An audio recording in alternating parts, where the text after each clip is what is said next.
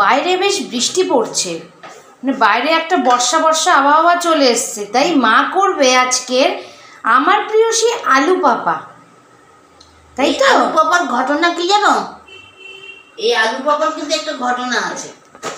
প্রথমত বলি যে এটা খাবো আমরা ডালের সাথে, মাছের মাথা দিয়ে মুগ ডাল। সেটা রেসিপি তোমরা পেয়ে যাবে আমাদের ইউটিউব চ্যানেল, আমাদের পেজ ক্রিয়েটিভিটি মিমি শান্তা ভিডিও সেকশানে। আর ইউটিউব চ্যানেল তো জানোই মিমি শান্তা অ্যাক্টিভিটি, ভিডিও সেকশানে পেয়ে যাবে। আর এই আলু পাপার ব্যাপারটা একটু মায়ের মুখ দিয়ে শোনো। অ্যাকচুয়ালি আলু পাপাটা রাত্রিবেলার জন্য আজকে ভাত খাবো, ওই মাছের মাথা দিয়ে ডাল দিয়ে ভাত, মানে ভাত খাবো, তার সঙ্গে আলু পাপা। আলু পাপাটা এরকম পাতলা পাতলা করে কি কাটতে হবে প্রথমে, খুব পাতলা করে। আর যদি একটু মোটা কাটা হয় তাহলে কিন্তু একটু সিদ্ধ করে, অল্প করে সিদ্ধ, হালকা সিদ্ধ করে নিতে হবে। যেহেতু আমার খুব পাতলা পাতলা কাটা, তাই সিদ্ধ করলাম না। এই আলু পাপার ঘটনাটা হচ্ছে, ছোটবেলায় যদি কুচিয়ে আলু ভাজতাম তাহলে আমার মেয়ে বলতো আলু ভাজা, আর যদি এইভাবে প্রসেসে করতাম তখন আমার মেয়ে বলতো আলু পাপা।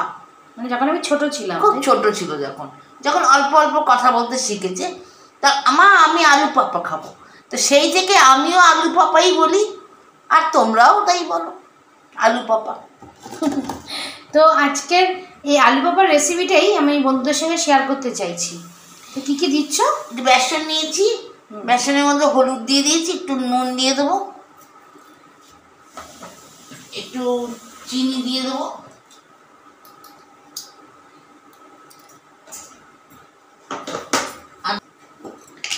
একটু লঙ্কার গুঁড়ো,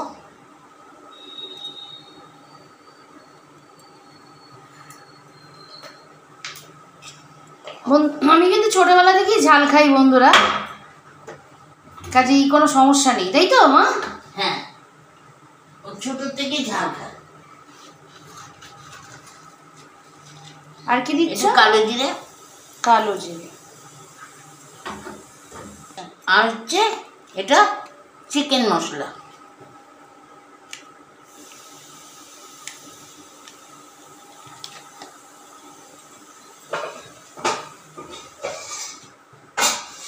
আর শেষে কি দেওয়া হচ্ছে?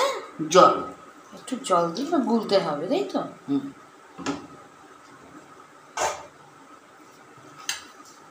পুরো গুলে নেবে থকথকে করে, তাই তো? একটু গুলে নিয়ে আমরা, হ্যাঁ, একটু ফেটিয়ে নিতে হবে। ওকে, মানে জলটাকে না, এই জল দিয়ে না এটাকে একটু ফেটিয়ে আগের থেকে মেখে রেখে দিতে হবে। মানে যখন করবে তার একটু আগের থেকে মোটামুটি তোমরা, হ্যাঁ, যত আগে হোক, যতটা আগে হোক সম্ভব তোমরা একটু মেখে ওটাকে গুলে নেবে, তাহলে কি ভালো ফুলবে। এটা এরমভাবে ফেটিয়ে ফেটিয়ে ফেটিয়ে ফেটিয়ে নিতে হবে, এইভাবে। যদি এর মধ্যে আরো লাগবে এই বেসন, হ্যাঁ আরও দিতে হবে। তো এইভাবে ফেটাবে, তো আমরা করে নিই পুরো ব্যাপারটা। এইভাবে ব্যাটারটা বানাতে হবে, এইভাবে ফেটাতে হবে, তবে ফুলবে। তো আমরা এই বেসনটাকে ফেটিয়ে নিই, তারপরে তোমাদের দেখাচ্ছি থিকনেসটা। তো গোলা মোটামুটি কমপ্লিট হয়ে গেছে না? হ্যাঁ, দেখো এরকম থিকনেস হবে, এরকম করে নিয়ে এরকম করে ফেলবে, হুড় করে পড়বে, অথচ আমার হাতে লেগে থাকবে। না পাতলা না ঘন, ঠিক এরকম ভাবে বেসনটাকে গুলে নেবে, বেগুনির মতন। হ্যাঁ, এবার বেগুনি যেমন করে করি ওইরকম ভাবে, কিন্তু এবার একটু ভিজিয়ে রাখলাম আগে করে, তারপরে এরপরে যখন হাত দিয়ে দেখবো একটু হয়তো জল লাগলেও লাগতে পারে। আচ্ছা, পরে, তাই তো? তাহলে আমরা ভাজার সময় আবার আসবো। হ্যাঁ, ওকে। বেসনটা যেমন আগে থেকে গুলে রেখেছিলাম আলু পাপা করতে গিয়ে, ঠিক সেরকম আমি আলু চাকচাক করে কেটে ধুয়ে মেলে শুকনো করে নিয়েছিলাম, একটু অনেক আগে কেটে ধুয়ে মেলে শুকিয়ে নিয়েছিলাম। আর যদি তোমরা সিদ্ধ করে নাও, একটু হালকা সিদ্ধ, যদি মোটা কাটো চাকচাকগুলোকে, তাহলেও জল থেকে তুলে নিয়ে একটু শুকিয়ে নেবে, নাহলে কিন্তু বেসন ধরে না। ঠিক আছে, আমার প্রায় ভাজা কমপ্লিট হয়ে এলো। এই আলুগুলোকে এরকম করে ধরবে, এরকম করে লাগাবে, লাগিয়ে এরকম ঝরিয়ে নেবে, দেখি একটু ঝরিয়ে নেবে, নিয়ে তেলের মধ্যে ছেড়ে দেবে, গরম তেলে। তেলটাকে খুব গরম করতে হবে। আর একটা একটুখানি করো, তেলটাকে প্রথমে খুব গরম করে নিতে হবে, ঠিক এরকমভাবে নেবে, এই মাখিয়ে এইভাবে ঝরিয়ে নেবে, হুম। নিয়ে এভাবে ছেড়ে দেবে। দেখবে খুব সুন্দর। আমার অনেকগুলো ভাজা হয়ে গেছে। এই যে অনেকগুলো আলু পাপা রেডি, দেখতেই পাচ্ছ খুব সুন্দর দেখতে হয়েছে। আর বাকিগুলো ভাজা চলছে, এবার লাল লাল করে বাদামি বাদামি করে ভেজে তুলে নেবে। খুবই সিম্পল, খুবই সিম্পল এবং খুব তাড়াতাড়ি ভাজা হয়।